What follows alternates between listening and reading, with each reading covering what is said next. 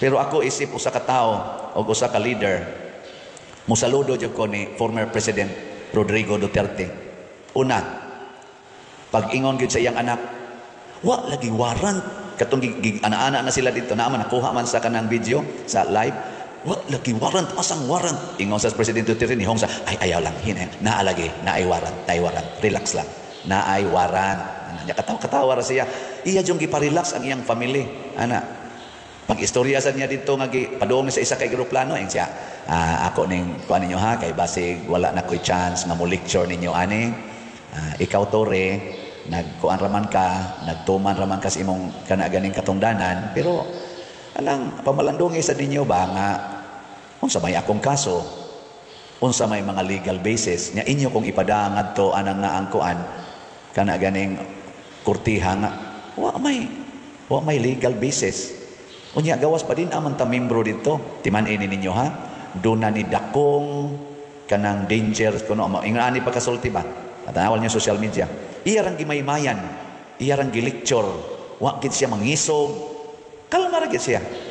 Nya tanaw-tanaw pa niya siya ay kung tanaw-tanaw kay di ko mudagan, di ko mo x-kiyas. Unsa pagod tay x-kiyas nga ni ana man ta dinhi. Nya matud pa sa istorya, gipusasan gid siya. Dili na lang unta papusasan. Ingon sa sige lang, pusasi lang. Kinsay nagpusas? Si Torre kuno kanatong head sa pulis atong mana. Mo'y gapusas. Nagpapusas na po si President Duterte. Di ba? Dalaygon nga buhat. Wa gali siya mo ingon sa mga tao, magkuan ta, mag people power ta. Ang iya ra gyud, kalma. Agion ta ni, atubangon ko ni. Og iya na nang gibalik-balik pagsulti, ako'y siluti ninyo. Similar to this.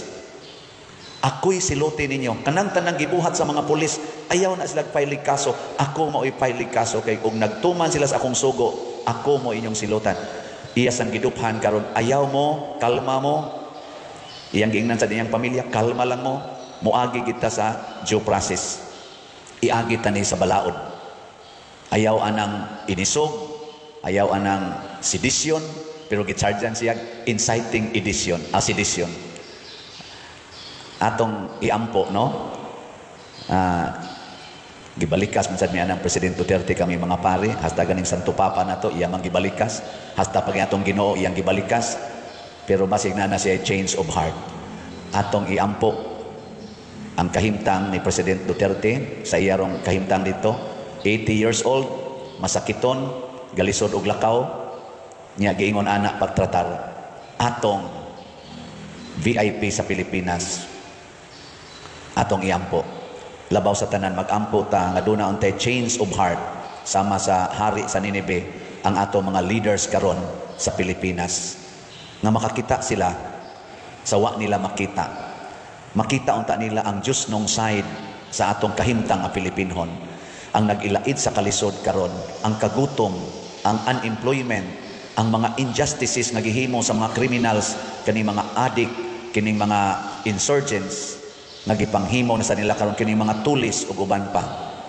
Makita unta ni ang mga masakito nato nga wa nay mga tambal kay wa na gani budget ang atong PhilHealth, wa maapil sa budget sa appropriation nining atong 2025 budget. Makita unta nila kining maong side ang mga taong naghilak sa kalisod nga wa makinahanglan nining klasiha sa mga decisions nga gihimo nila karon. Change of heart.